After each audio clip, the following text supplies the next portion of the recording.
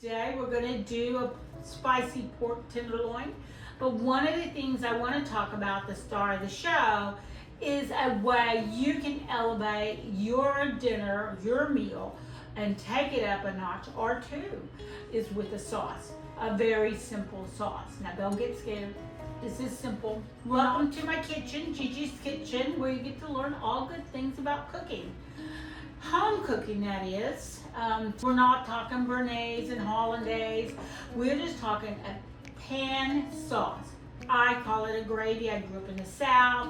I'm not French trained. I'm a home cook. So in our household, it's called a gravy. Brown gravy, blonde gravy, red-eye gravy, all the gravies.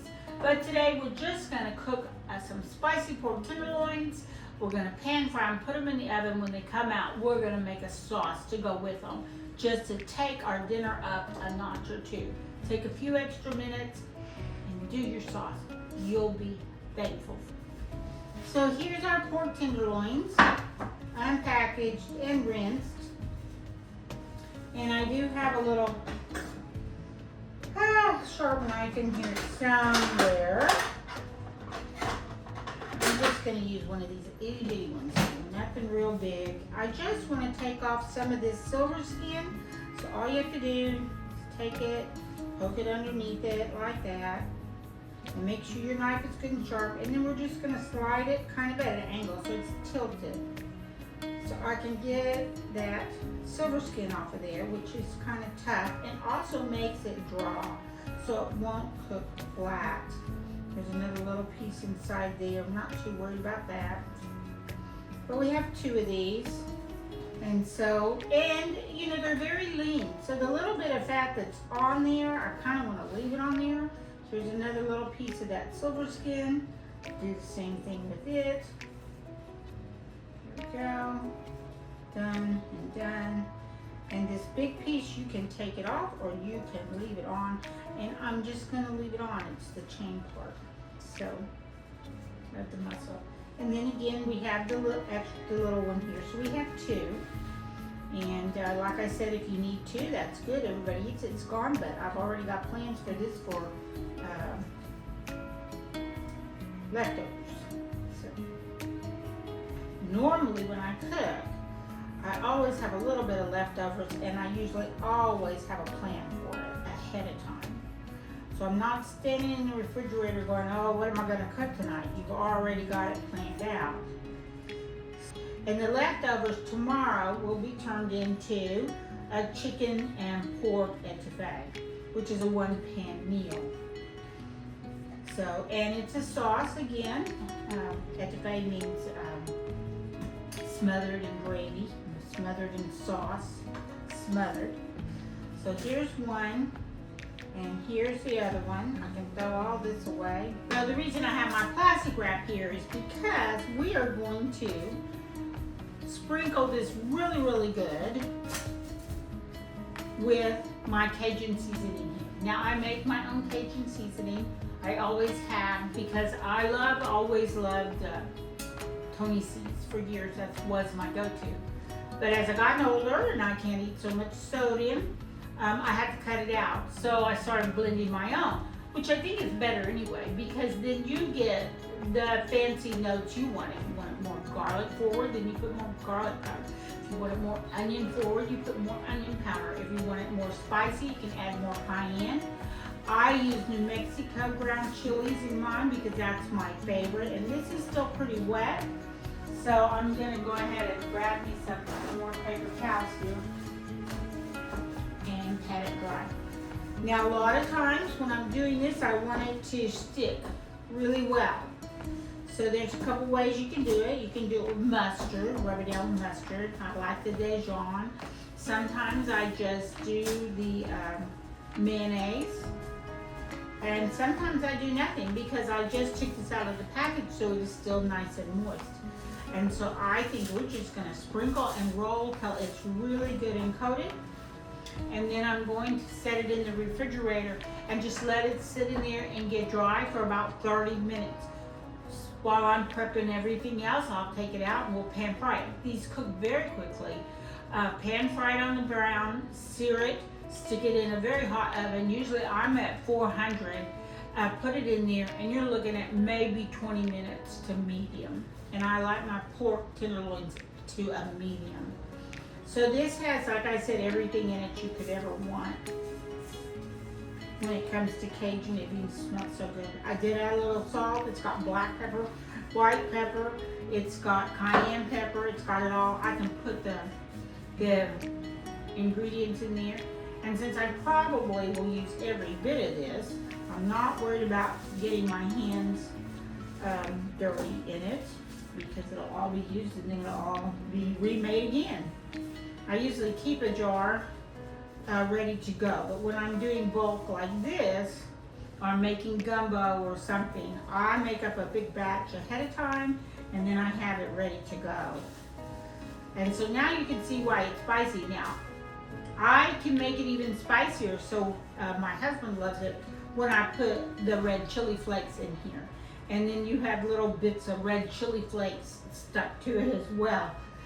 But I mean, and then that is extremely hot. Now, if you like habanero and you're on the, you know, way up on the scale, then you could probably do it. But I don't do it so much.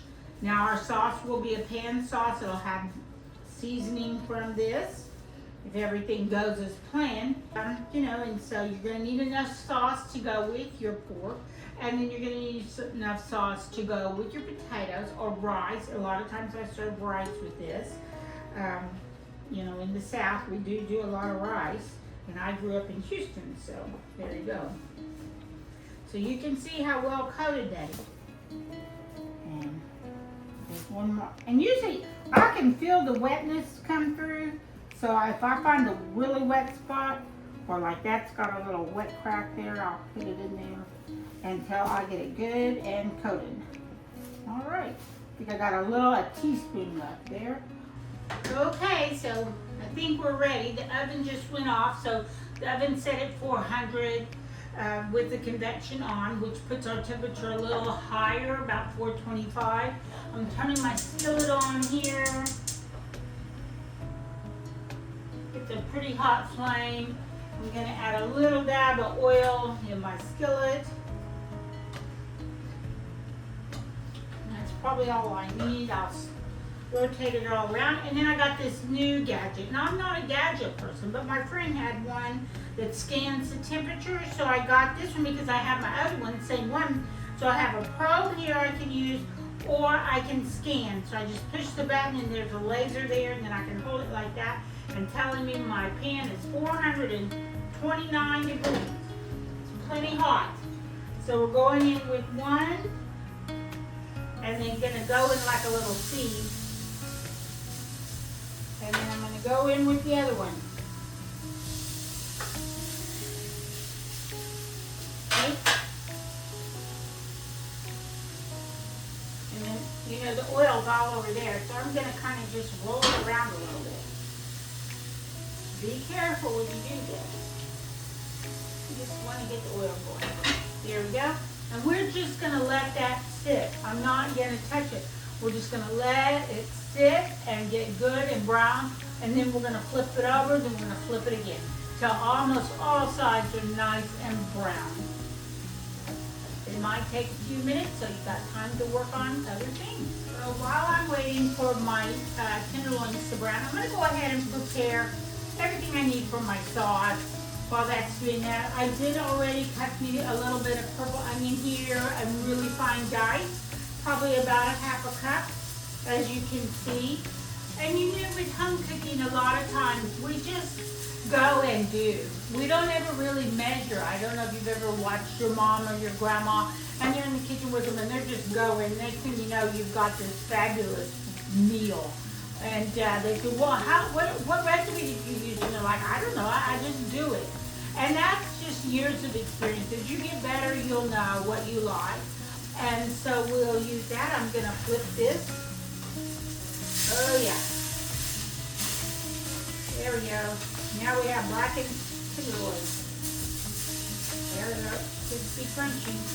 Maybe I didn't need to let it get that crunchy, but it'll be good.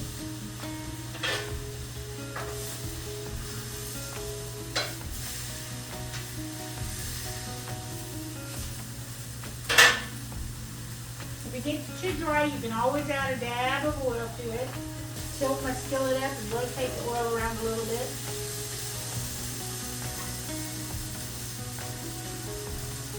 Make sure you got your pan on.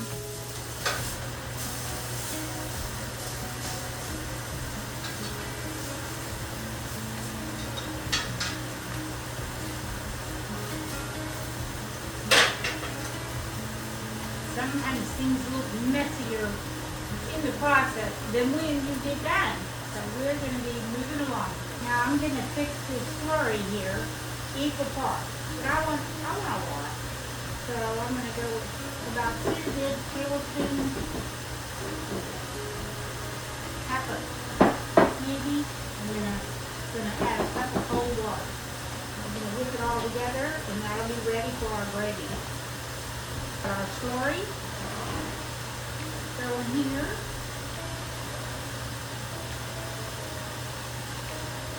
Cold water.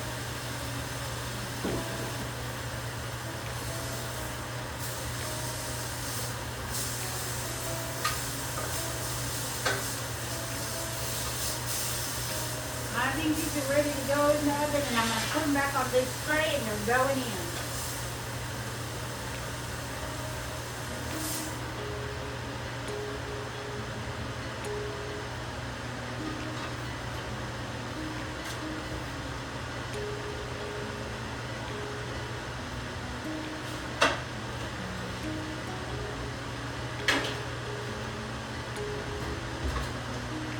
Okay, so we're moving on. Our pork tenderloins have been in the oven for 10 minutes. I rotated the pan, and then I'm going to go ahead and start on my sauce while that's in the oven. I got another 10 minutes, so this won't take long. I've got some butter here. Now this is salted. You don't have to use salted, but if you do use salted, you just have to mind your salt moving on. About 2 good tablespoons of butter. I'm going to put in the bottom of this pan.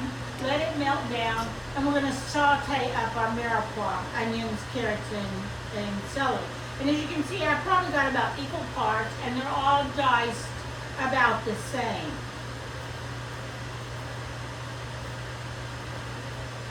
So let that melt down. I got a few little potatoes here to add to our dinner.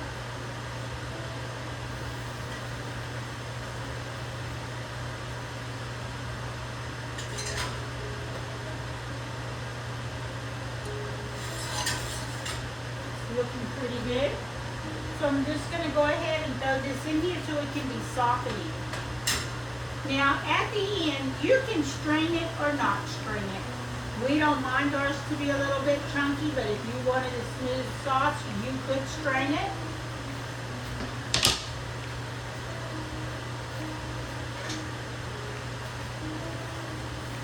And we're just going to let that butter cook down. You could do olive oil. I just chose the butter because I think it's going to add flavor to it. And that's what we're going for. And this little bit of seasoning I have left here, I'm going to go ahead and throw that in there.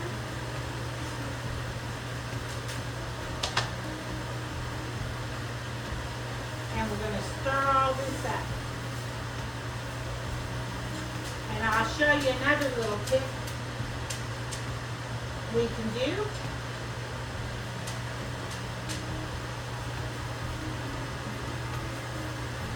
And we're just going to let that saute in the saucepan there until it gets soft and tender. So our pork tenderloins have been in the oven now 20 minutes.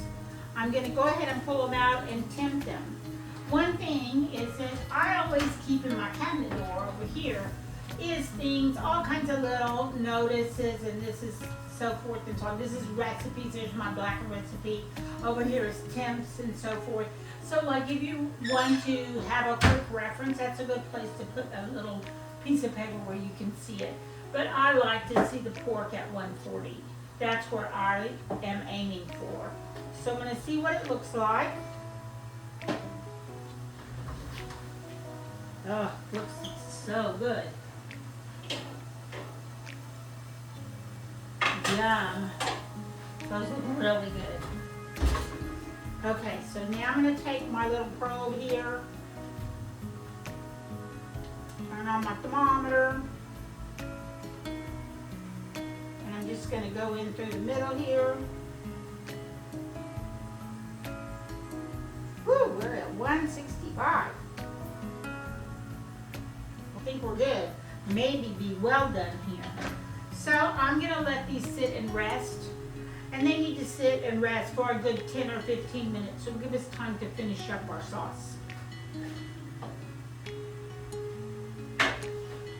One of the things I like to add to my sauce is a little tomato paste. And I don't have much. This is probably a tablespoon. Usually I keep the one in a tube and it's double concentrated. So I would use a half a tablespoon. And so I'm going to put this in here and let it brown off, because you need to let tomato paste brown off. And it's just a little bit. It's not going to be like I'm making tomato soup over here. We're just doing a little bit. We're going to saute that around a little bit, and then we're going to deglaze the pan. And we are going to add some white wine to this. You can do red wine if you want, but I usually keep vermouth, dry vermouth, in the refrigerator. It lasts a long time, and because of the way they process it, and it does last a long time. Now my vegetables are getting nice and soft, and I'll put in my stock. I'm going to add in the stock, add in a little bit of my vermouth. I don't like to deglaze with wine, but I will deglaze with the broth. I also have a few little sprigs of fresh thyme just because I have it, so I'm going to have to go ahead and throw that in here. My seasoning mix does have ground oregano and ground thyme in it, so we're carrying our flavors over.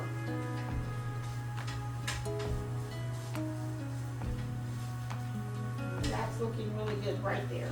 So this is my vermouth I use. It's the extra dry. I get it at the liquor store. I don't know where you guys can get it, but I always keep it in there. And vermouth is especially, I want to say they pasteurize it, but anyway, it lasts a long time. But it has a good white, dry wine flavor to it, so then you can use it for cooking. You never want to use the store-bought cooking wine or the store-bought cooking sherry. You want to use the real thing.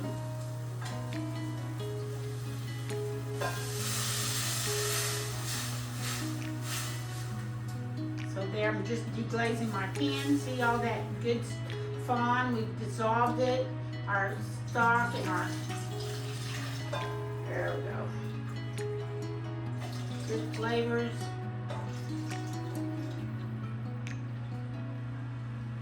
Now I'm going to add a good splash. I'd say this is going to be at least a quarter of a cup. Like I said, you know, we never measure anything. I don't know why. There we go. And then I'm going to throw in my thyme here at the very end. I'm going to crunch it up a little bit, and then it's going in. And we're going to bring this up to a good simmer. And then let it cook down. So once I get it to a good simmer, then I can give it a good taste, and we can see where we are, if we need to add something. I haven't added any pepper to it, but again, remember our seasoning had fresh ground pepper in it. Black and white and cayenne. Then we had our sweetness from our carrots. So we've got it all blended. We're going to let this come up to a good simmer. I'll be right back. Well, our sauce has reduced. It's been about 10 minutes. And it's reduced. It's looking really well. I moved one of the tenderloin, the large tenderloin, I moved it to the cutting board. And here's the second one. And you can, as you can see, it looks so yummy. And I did take the drippings from the pan and deposited it into the sauce to cook together. Now, I'm going to add my slurry in. And you see I've got a nice little slurry here. And I'm going to put it in here to thicken this. Now, if you don't want the carrots and onions and everything in there, you can strain this to make it smoother. My family doesn't care. Sometimes they kind of like the chunkiness of the sauce. So it's whatever you would like. So this is going, so I'm just going to start adding a little bit and stir. and let it thicken. And you can see how quickly that thickens up. Oh yeah, that's perfect. And I might let it go a minute or two, and then might add some more. I'm gonna turn my flame down really low. We want it to be really thick so that it coats the spoon, which it's doing, and this is a silicone spoon, so it's not gonna show you as well. Let me get my metal in here. So we're gonna see, you can see how that coats it. Look at that. And that's kind of what we're looking for, nice and drippy. And I think that's good. I'm gonna turn my flame off. One thing that I find really important when I'm serving a meal is to make sure, I'm gonna go ahead and take this time out too, is that I want my sauce to be really hot when it hits the table, because it's gonna warm your food up. So if you slice a piece of roast or chicken breast or whatever, then you put the sauce on it, or you know, dip it in the sauce. It's gonna warm it for you. So there's our sauce. Oh, that looks so good. Just exactly what we're looking for.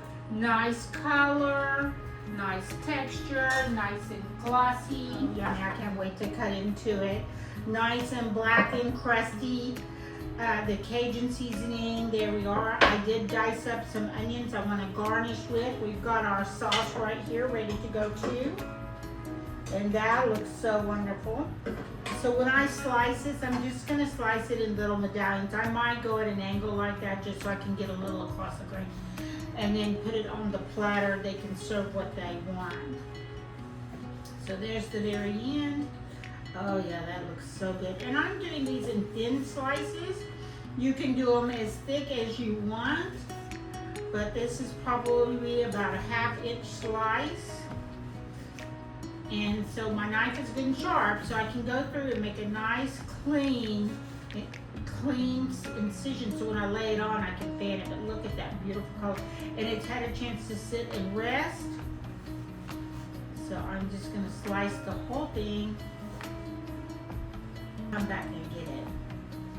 So then this goes on here. So there we are. So now I can drizzle some gravy, sauce, whatever you want to call it, a little bit all over, just to make it look really nice and pretty.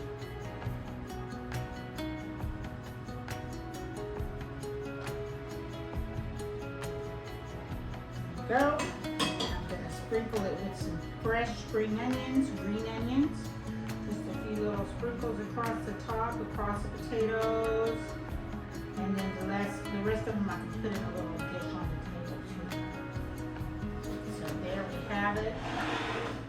That looks so good. Whoops. I almost lost that to the floor. I'm going to take this little bite right here. Maybe I'll take this one. Now, the end pieces are going to be really spicy because I got spice on 3 sides. So there's this one. I'm going to take potato. I'm going to take a little sauce. I'm going to drizzle it on it. And then, oh, look at my fingers. That's not going to work. So anyway, here we go. Oh, this looks so good. Look how tender that is. I didn't even need the knife. Oh my gosh. That is so good.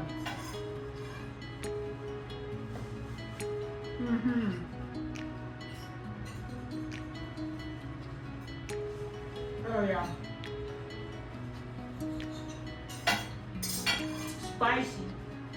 Spicy like Cajun, chilies, but it's a subtle spice. But it's spicy. I'd say a good 5 to 6.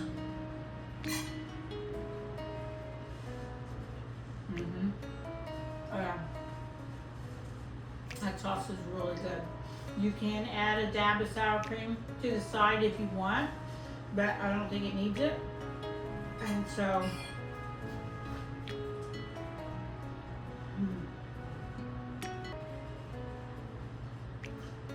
so tender. Oh my gosh, they're gonna love this.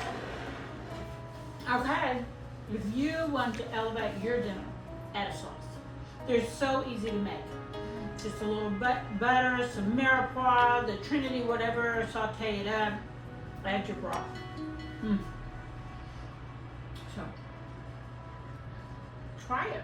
You'll love this spicy pork tenderloin. It's so good. You're going to love it. So, okay. See you next time. Bye.